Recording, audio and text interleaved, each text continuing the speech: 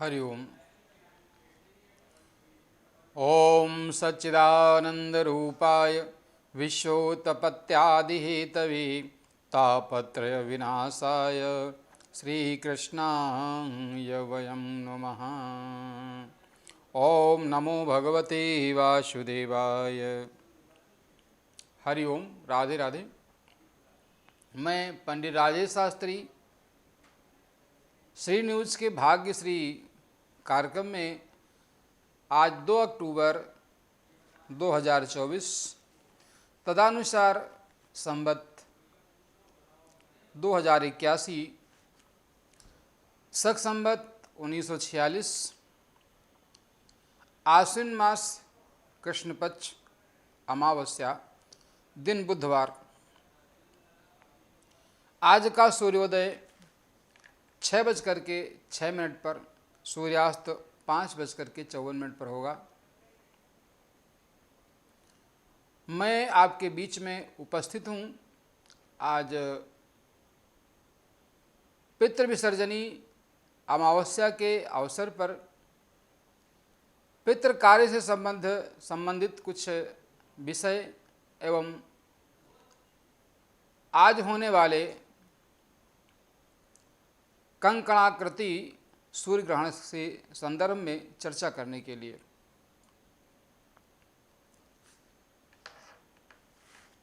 आज पितृपक्ष का अंतिम दिवस है। हम सभी अपने पितरों को प्रसन्न करने के लिए यथाविधि यथाश्रद्धा दान आदि करने के लिए अपने अपने घरों में तैयारी कर रहे हैं। तर्पण, पिंडदान, श्राद्ध देश काल परिस्थिति के अनुसार जैसा हम व्यवस्था करते हैं उसके अनुसार हम करते हैं। आज की ये पितृविसर्जनी अमावस्या विशेष रूप से फलदायी है। जो जातक अपने पितरों को प्रसन्न करने के लिए, ऋषियों को प्रसन्न करने के लिए, देवताओं को प्रसन्न करने के लिए आज के दिन यथाविधि यथासाध्य अपनी व्यवस्था के अनुसार दान करते हैं, श्राद्ध करते हैं, उनको विशेष फल की प्राप्ति होती है। उसके पीछे एक विशेष कारण है। आज का जो ये कार्य है, जो पितृविसर्जन की अमावस्या है, ये विशेष रूप से शुभ फलदायी है। कारण यह है कि आज सूर्य ग्रहण भी है। जब हम सूर्य ग्रहण के संबंध में चर्चा करते हैं तो कभी कभी इस विषय की स्पष्टता न होने के कारण, सटीक जानकारी न होने के कारण इसके समय यम नियम आदि के पालन के संदर्भ में हम भ्रमित होते हैं। मैं उन्हीं समस्त प्रकार के विषयों को लेकर के आपके बीच में उपस्थित हूँ। जब हम विचार करते हैं कि ग्रहण क्या है, तो इस प्रश्न का उत्तर है ग्रहण एक खगोलीय घटना है।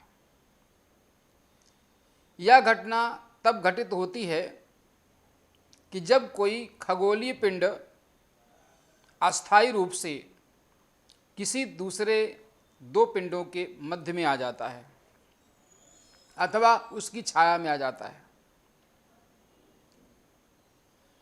3 आकाशीय पिंडों का एक सीध में आना युत व्युत रूप में जाना जाता है। इसी घटना को हम सूर्य ग्रहण अथवा चंद्र ग्रहण के नाम से जानते हैं। चंद्र ग्रहण को अंग्रेजी भाषा में लूनर इक्लिप्स और सूर्य ग्रहण को अंग्रेजी भाषा में सोलर इक्लिप्स कहा जाता है। अब प्रश्न यह है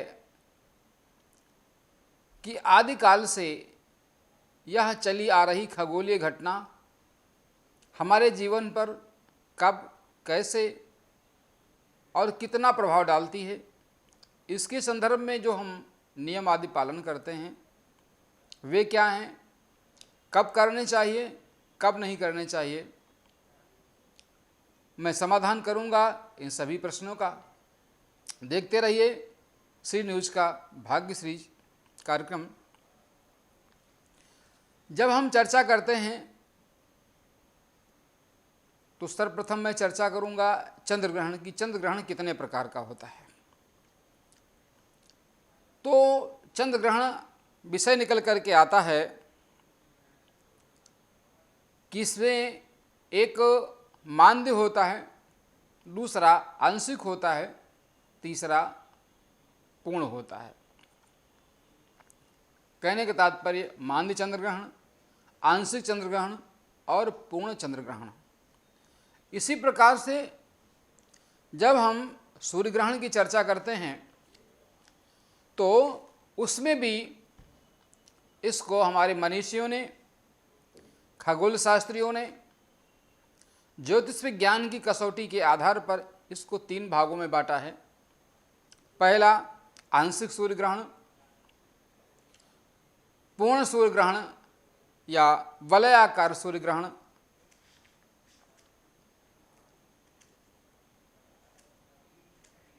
इसको कंकणाकृति भी कहा जाता है। देखिए सूर्य ग्रहण जो ये 2 तारीख को पड़ने वाला है, 2 अक्टूबर 2024 को, इसका स्पर्श काल होगा 9:13 रात्रि में। मध्य काल होगा रात्रि में 12:15 पर। मोक्ष रात्रि में होगा 3:16 पर।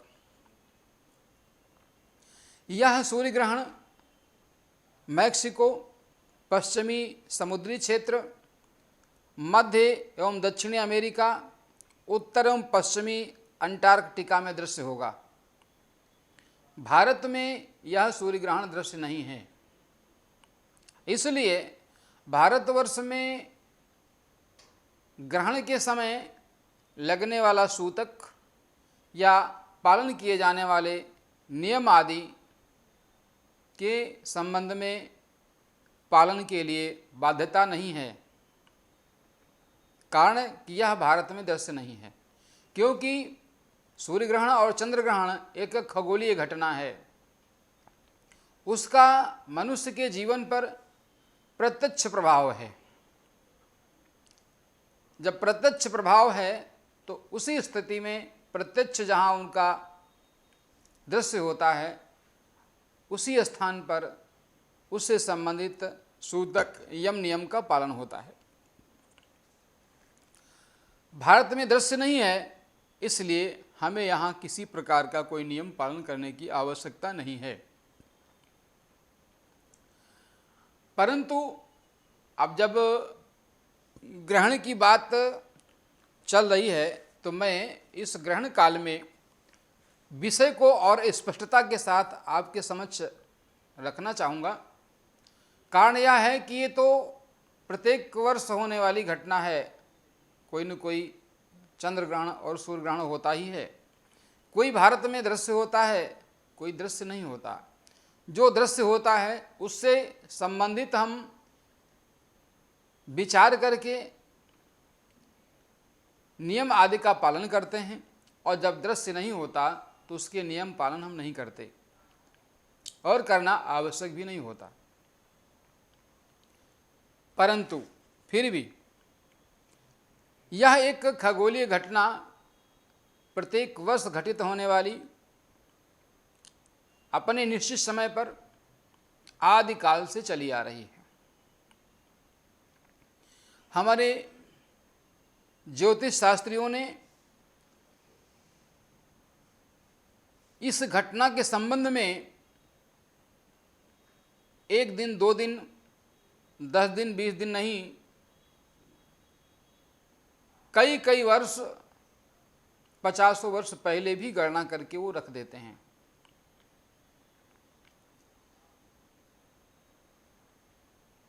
वेंकटेश्वर पंचांग एक है जिसे शताब्दी पंचांग के नाम से भी जाना जाता है।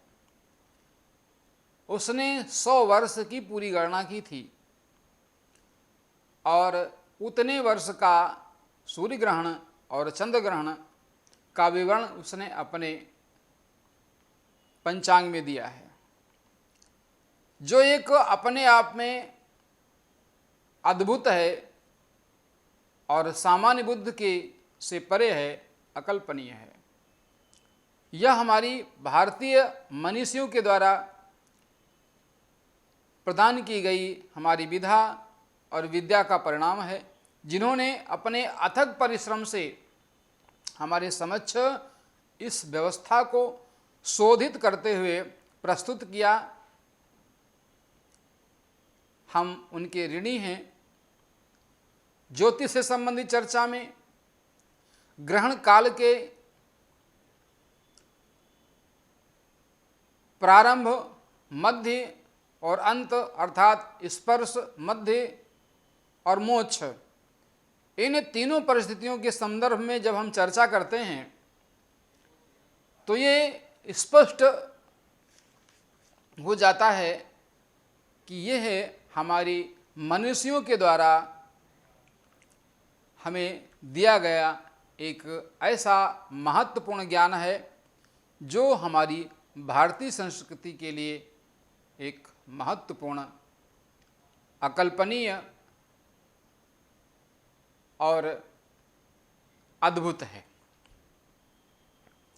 अब विषय आता है कि यदि चंद्र ग्रहण है, सूर्य ग्रहण है, तो यदि दृश्य है, दृश्य नहीं है तो हमें कोई नियम पालन नहीं करना, और यदि दृश्य है तो कौन कौन से नियम पालन करना, और उसका प्रभाव कितने घंटे पहले प्रारंभ हो जाता है। तो मैं स्पष्ट करता हूँ, जैसा हमारे शास्त्रों में वर्णित है, हमारे ऋषियों ने उसके संदर्भ में कहा है कि जब सूर्य ग्रहण होता है तो उसका प्रभाव 12 घंटे पहले से ही प्रारंभ हो जाता है, और जब चंद्र ग्रहण होता है तो उसका प्रभाव 9 घंटे पहले प्रारंभ हो जाता है। यदि दृश्य है तो हम उससे संबंधित नियमों का पालन करते हैं, दृश्य नहीं है तो उससे संबंधित नियमों का पालन हम नहीं करते। अब विषय आता है कि यदि ग्रहण दृश्य है, जिस स्थान पर हम निवास करते हैं, जिस प्रदेश में हम निवास करते हैं, उस प्रदेश में, उस देश में वह ग्रहण दृश्य है, तो हमें क्या करना, कौन कौन से नियम पालन करने, क्या करना, इन सब पर मैं चर्चा करता हूं। देखिए, जब ग्रहण काल होता है तो उस ग्रहण काल में जो खगोलीय घटना है, जैसे सोलर इक्लिप्स की जब चर्चा करते हैं, सूर्य ग्रहण की चर्चा करते हैं, तो ये खगोलीय घटना उस समय घटित होती है जब सूर्य और पृथ्वी के बीच में चंद्रमा आ जाता है। ऐसी स्थिति में ये घटना है जो उस समय कुछ सौर मंडल में विशेष प्रकार के परिवर्तन होते हैं, एक विशेष प्रकार की ऊर्जा का उत्सर्जन होता है, ऊर्जा उत्पन्न होती है। अलग अलग प्रकार के सौर मंडल में जो ग्रह अपनी अपनी कक्षा में भ्रमण करते हैं, जो राशियां हैं, जिस हम ब्रह्मांड को 360 अंशों में विभाजित करके उनके 12 बराबर भाग किए हैं और प्रत्येक भाग का मान 30 अंश है, तो जब वह राशि जो आकाशमंडल में नक्षत्रों के रूप में है, उस समूह पर इस खगोलीय घटना का क्या प्रभाव पड़ता है, इस विषय का अध्ययन हम करते हैं।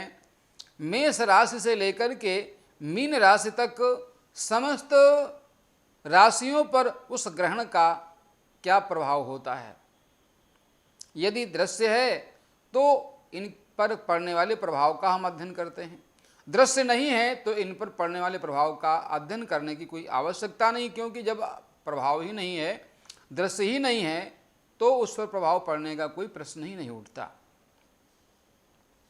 दृश्य स्थिति में हम कुछ नियम पालन करते हैं, वे आवश्यक भी हैं, शास्त्रीय दृष्टि से भी, वैज्ञानिक दृष्टि से भी, लौकिक दृष्टि से भी और पौराणिक दृष्टि से भी। क्योंकि ग्रहण का मानव जीवन पर पड़ने वाला जो प्रभाव है, उसमें कई प्रकार के जो परिवर्तन लाता है, वो उनके परिणाम देखने को मिलते हैं यदि उनका सूक्ष्मता से अध्ययन किया जाए। ग्रहण काल में जो कार्य निषिद्ध हैं, उनमें क्या करना क्या नहीं करना, हमारे मनीषियों ने इस पर चर्चा की है। पहला कहा कि ग्रहण काल में भोजन नहीं करना, ग्रहण काल में भोजन नहीं पकाना, ग्रहण काल में स्त्री से संसर्ग नहीं करना, ग्रहण काल में यात्रा नहीं करना, ग्रहण काल में मंदिर में प्रवेश करना, मूर्ति का स्पर्श करना। इनमें से यदि कोई हम कार्य करते हैं तो ग्रहण काल में हमारे शरीर पर उसका विपरीत प्रभाव पड़ता है, जो पूर्णतः वैज्ञानिक है। विषय के विस्तार के वजह से मैं इस पर सूक्ष्मता से चर्चा नहीं करूंगा, फिर कभी करने का अवसर आएगा तो करूंगा, परंतु क्या करना क्या नहीं करना इस पर चर्चा कर रहा हूं। देखिए, जो भोजन हम पकाते हैं उसे उस सूतक काल में, ग्रहण काल में ग्रहण नहीं करना। पहला तो पकाना ही नहीं और फिर ग्रहण भी नहीं करना। हाँ, बाल, वृद्ध, रोगी को पथ्य दिया जा सकता है यदि कोई ऐसा जातक है जिसको कोई रोग है। अब उस रोग के निवारण के लिए यदि कोई औषधि का सेवन करता है, उस अवस्था में यदि उसे कोई पथ्य देने की आवश्यकता है तो हम उसे दे सकते हैं, परंतु सामान्य स्वस्थ व्यक्ति के लिए जो किसी भी प्रकार की औषधि आदि का सेवन नहीं करता, उसे इस प्रकार के कार्यों से बचना चाहिए। हाँ, यदि हमारे घर में भोजन रखा ही है, मैंने पहले से पका लिया है, अथवा ग्रहण काल का सूतक लगने से पहले ही हम लोगों ने उस भोजन को ग्रहण कर लिया तो अच्छा है। यदि शेष भोजन बचता है तो जितने भी खाद्य पदार्थ हैं, यदि वो प्रत्यक्ष ग्रहण के प्रभाव में आने वाले हैं, ऐसी स्थिति में हम उनमें तुलसी पत्र और कुश आदि रख देते हैं, जिससे ग्रहण से होने वाले दुष्प्रभाव हैं वो कम हो जाते हैं। विशेष रूप से हम सब देखते आए हैं और करते भी आए हैं, क्योंकि हमारे ऋषियों ने बड़ी सूक्ष्मता से, प्रभावशाली ढंग से बहुत से ऐसे नियम जो वैज्ञानिक दृष्टिकोण से भी महत्वपूर्ण हैं, आध्यात्मिक दृष्टि से भी महत्वपूर्ण हैं, पौराणिक दृष्टि से भी महत्वपूर्ण हैं और लौकिक दृष्टि से भी महत्वपूर्ण हैं, उन्होंने इन नियमों का समावेश हमारी दिनचर्या में कर दिया है। यदि हम उनका पालन करते हैं और सूक्ष्मता से अध्ययन करते हैं तो ये पाते हैं कि हमारे जो पूर्वज थे, हमारे जो ऋषि थे, हमारे जो मनीषी थे, वो कितने अनुभवी रहे होंगे, कितने वर्ष तक उन्होंने इन नियमों पर शोध किया होगा और व्यवहारिक दृष्टि से इनको प्रमाणित करके हमारे जीवन में लागू करने के लिए योजनाबद्ध तरीके से हमारी दिनचर्या में उनको समावेशित किया होगा। अद्भुत है, अकल्पनीय है, जिस पर आज पश्चिम के कई देश शोध कर रहे हैं। इस अद्भुत अकल्पनीय विज्ञान पर कहते हैं, यदि ग्रहण काल है, ग्रहण काल का जो सूतक है उससे बचने के लिए, ग्रहण काल के पड़ने वाले दुष्प्रभाव से बचने के लिए जो हमारी गर्भवती महिलाएं हैं उनको अपने पेट पर गाय, शुद्ध देसी गाय के गोबर का और गैरिक अर्थात गेरू का लेप कर लेना चाहिए। यदि किसी कारण से वो प्रत्यक्ष उसके प्रभाव में आती हैं तो, यदि वो नहीं आती तो इसकी चिंता करने की आवश्यकता नहीं, फिर भी नियम पालन करना आवश्यक है, क्योंकि ग्रहण काल में उस सौर मंडल से उत्सर्जित होने वाली एक प्रकार की जो ऊर्जा है वह उस शिशु के ऊपर विपरीत प्रभाव न डाले, उससे बचने का एक सर्वश्रेष्ठ उपाय है। इसलिए जो ग्रहण काल में बताए गए नियम हैं जो हमारे शास्त्रों में वर्णित हैं उनका हम पालन करते हैं। तो आज 2 अक्टूबर 2024 को पड़ने वाला जो ग्रहण है, सूर्य ग्रहण, यह अपने भारत में दृश्य नहीं है, इसलिए इससे संबंधित नियम आदि लागू नहीं होंगे, ना ही सूतक लागू होगा। फिर भी मैंने आपको विस्तार से इस संदर्भ में बताया और मुझे विश्वास है कि आप सभी इस कार्यक्रम को देख करके इससे लाभान्वित होंगे और आपके मन के अंदर जो संशय होगा वो दूर होगा। अब जो कार्य नहीं करने थे वो मैंने बताया, अब कार्य कौन से किए जा सकते हैं उनको मैं संक्षेप में आपके समक्ष रखता हूँ। क्योंकि आज पितृ विसर्जनी अमावस्या है, पितृ विसर्जनी अमावस्या को हम सभी दान आदि करते हैं और यदि ग्रहण काल पड़ जाए तो और भी श्रेष्ठ हो जाता है। तो हम मंत्र का जप कर सकते हैं, दान कर सकते हैं।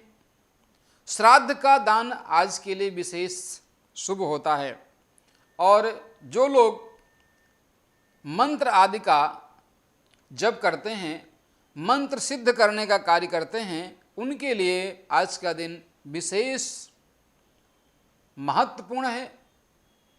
वे सावधानी पूर्वक अपने गुरु के द्वारा बताए गए मार्ग का अनुसरण करते हुए, महाजनों इन गता सपंथा की परंपरा का अनुसरण करते हुए, जैसा भगवान कृष्ण ने गीता में अर्जुन से कहा, यद्यद आचर्य श्रेष्ठ तत्तदैव एतरो जनः सा यत् प्रमाणम कुरुते लोकास्तद अनुवर्तते का अनुपालन करते हुए, अनुसरण करते हुए, अनुकरण करते हुए अपनी दिनचर्या को प्रारंभ करेंगे। बहुत बहुत धन्यवाद। आज के दिन मैं पंडित राजेश शास्त्री श्री न्यूज़ पर भाग्यश्री कार्यक्रम में प्रस्तुत कर रहा था ग्रहण से संबंधित विवरण। जय श्री राधे, जय श्री श्याम।